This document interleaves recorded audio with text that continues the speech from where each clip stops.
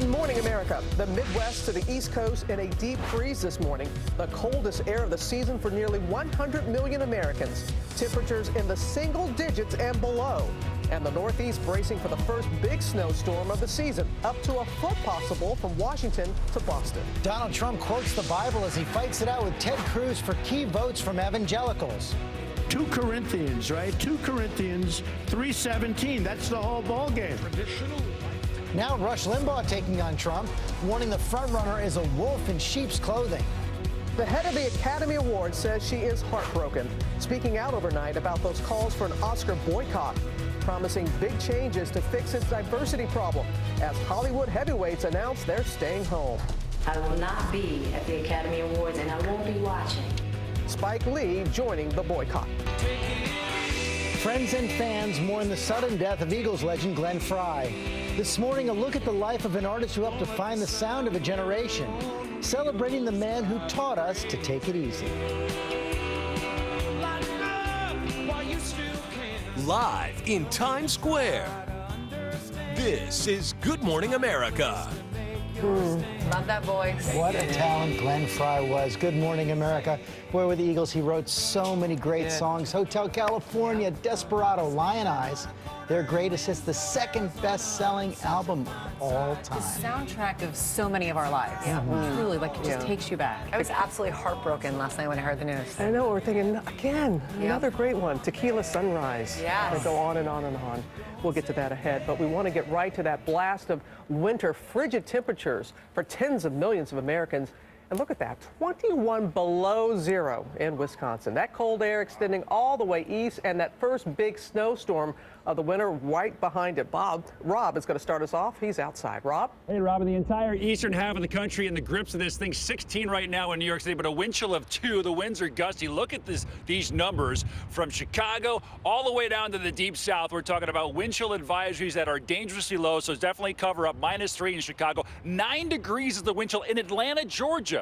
1 degree in Washington. So we've got the cold air in place. We've been watching this storm system likely to develop Thursday, Friday into Saturday. The potential for heavy snow exists, especially New York down to the southwest. We'll give you details of this, Georgia, Robin, of course, throughout the week. It is coming. Okay, the race for president now, and on the Republican side, Donald Trump and Ted Cruz locked in a battle for Iowa, where the caucuses are dominated by conservative and evangelical voters. ABC Tom Yamas is on the trail in Des Moines. Good morning, Tom. George, good morning to you. And neither candidate is turning the other cheek. And now Cruz is aggressively going after Trump to draw a distinction with voters. And Cruz says Trump is now rattled. This morning, Donald Trump sending a signal to a key Iowa voting bloc, saying he can do something Senator Ted Cruz cannot. I'll be much stronger in protecting the evangelicals. In an interview with the Christian Broadcasting Network, Trump comparing himself with Ronald Reagan. He didn't read the Bible every day, 7 days a week, but he was a great president. On Monday, Donald Trump quoting scripture at Jerry Falwell's evangelical Liberty University, fumbling the Bible verse typically known as 2 Corinthians. But 2 Corinthians, right? 2 Corinthians 3:17. That's the whole ball game. And now Rush Limbaugh issuing this warning to voters. There are a lot of conservatives who think that he's a wolf in sheep's clothing, that he's a traditional lifetime New Yorker, and that means something. And according to Cruz, he's chipping away at Trump. Donald, don't listen to any candidate. Look to our actions. As the scriptures say, you shall know them by their fruits. And while Trump is taking the fight to the airwaves, the Cruz team believes Iowa will be won on the ground. At Cruz headquarters in Des Moines, volunteers try to make 1,200 calls a day. This is what we're convinced wins Iowa. But Iowa nor New Hampshire have ever seen a campaign or a candidate like Trump. What was that? Is that a dog? Hillary. Uh-oh. It's Hillary. And Trump has 3 events today here in Iowa. He says there'll be a big announcement at the last event. The first event is in John Wayne's hometown. George, it's about 9 degrees. It's going to be an outdoor rally. I hope Trump has layered some of those navy blue suits he loves so much. Wow, he's going to have to. You look pretty cold right there, Tom. Let's bring in John Carl to talk more about this. John, this battle could not be more engaged right now. We saw Trump unload on Cruz. Cruz unbidden last night doing the same thing to Trump. But what about this factor now, these talk show hosts like Rush Limbaugh weighing in? Well, George, we may have reached a pivotal point in this campaign where those influential voices on talk radio are starting to turn on Donald Trump. Until now, these have been some of Trump's most reliable cheerleaders.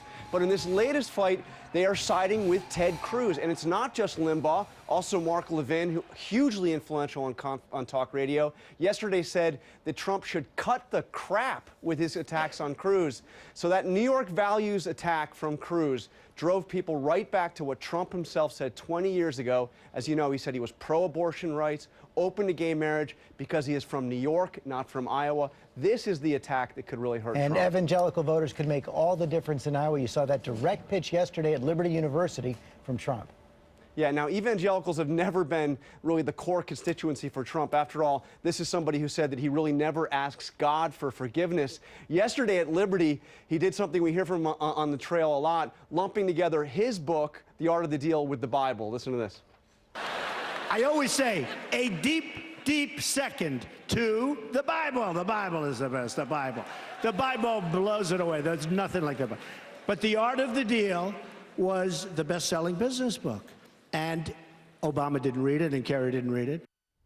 So if you look in Iowa, Cruz is on the rise largely because he is winning among evangelicals. Although, George, I have to say, if you look at national polls, the most recent still has Trump with a big lead among evangelicals nationwide.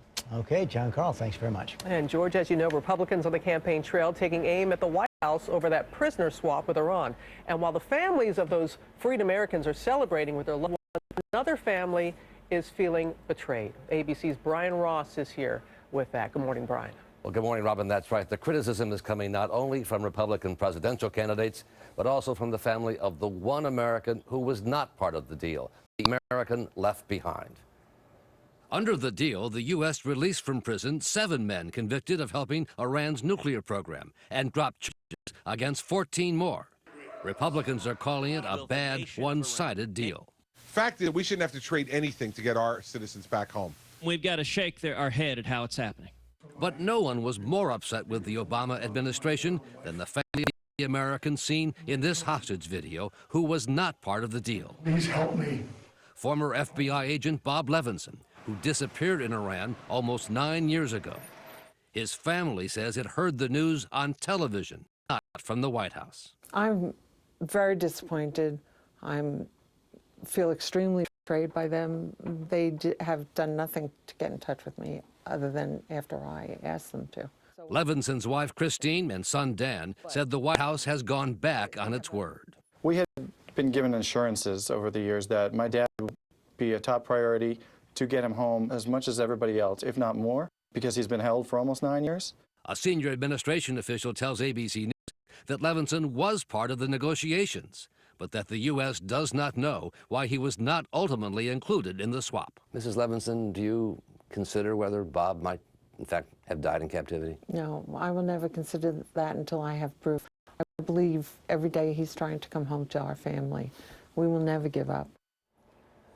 The White House says the Iranians have promised to determine the whereabouts of Levinson, something his family says the Iranians know full well and have known since he was first active almost 9 years ago, Robin. Our heart goes out to the Levinson family. Yes. Yeah, thank you, Brian. Okay, thank you, Robert. Move on now to that water crisis in Flint, Michigan, where dozens of National Guardsmen are on this morning and new lawsuits set to be filed this afternoon. ABC's Alex Perez has the latest. This morning, the Flint water scandal erupting. Protesters rallying outside Michigan Governor Rick Snyder's home. Class action lawsuits expected to be filed today against city and state officials over the ongoing water crisis. Newly revealed emails show when officials switched the Flint water source from Lake Huron to the Flint River to save money, they waited nearly 5 months to warn the public of the toxic levels of lead created by the switch. My baby and I, we breaking out and itching from bathing in the water. I don't like that my baby can't drink.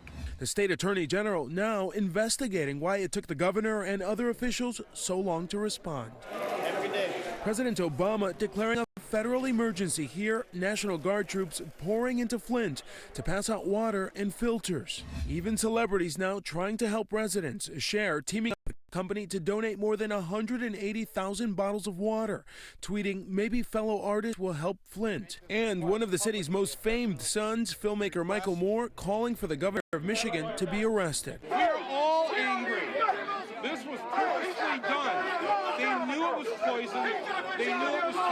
system has been switched back to Lake Huron water, but the river damaged the pipe system so badly, water is still not safe to drink. And officials here say it could be months before the water is safe to drink. The governor is expected to tackle this tonight in his State of the State address. Robin? Looking forward to that. All right, Alex, thank you.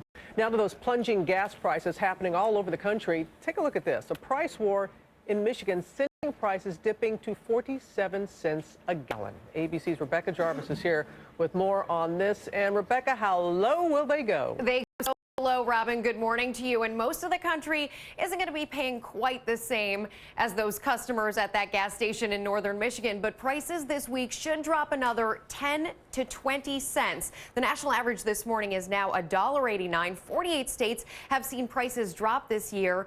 And Gas Buddy is forecasting that we will save an additional $17 billion at the pump this year. It's great news for consumers, Robin. But of course, there is the other side to this story. Yes, there always is. And you bring this out that there is a downside to these low prices. What is it? Exactly. It is all the people in this country who are employed by energy companies. Because prices have dropped so far, so fast, it also puts their jobs in jeopardy. So we do think of them this morning too, Robin. We do keep that in mind, Rebecca. Thank you. Let's turn now to that scandal in pro tennis. It's overshadowing this week's Australian Open. Tennis officials are denying the allegations of match fixing. Some of the sport's biggest stars demand answers. ABC's Ryan Smith here with the story. Good morning, Ryan. Good morning, George. The Australian Open is in full swing, but this scandal is dominating the headlines. Even Serena Williams speaking out, saying she was totally unaware of it, and all of her opponents seemed to play hard. But now more stars on the hard court want to know exactly who has tainted their game.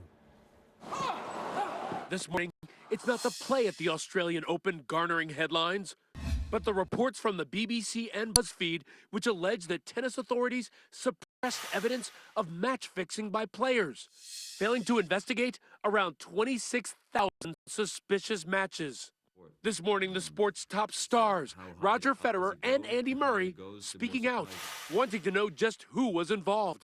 I would love to hear names, and then at least it's concrete stuff and you can actually debate about it. It's bad, obviously. You want to be made aware of the people that are, potentially involved in this. While the Association of Tennis Professionals deny the allegations, players were paid tens of thousands of dollars to deliberately throw matches.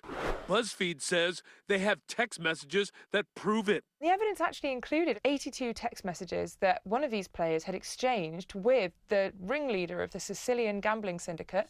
Millions and millions of bucks are bet on it, and tennis is the easiest to fix because it involves one person. World number one Novak Djokovic has admitted someone on his team was approached in 2007 about throwing a first-round match in exchange for $200,000.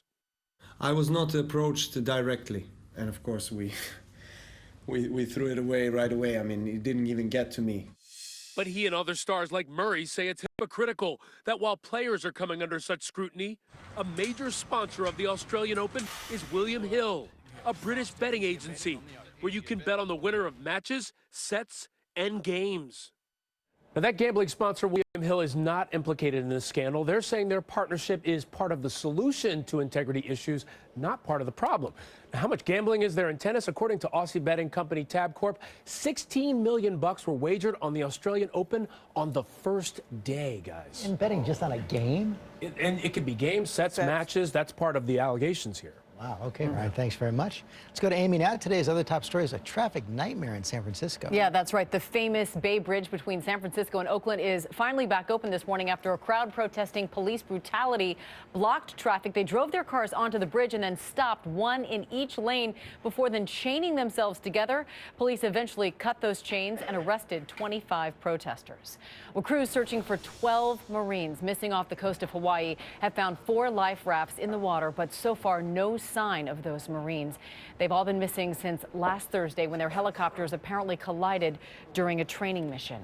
And a new warning about climate change. Scientists say the oceans are warming up faster than previously thought. They say since 1997, the world's oceans have absorbed the same amount of heat energy as they absorbed in the previous 100,000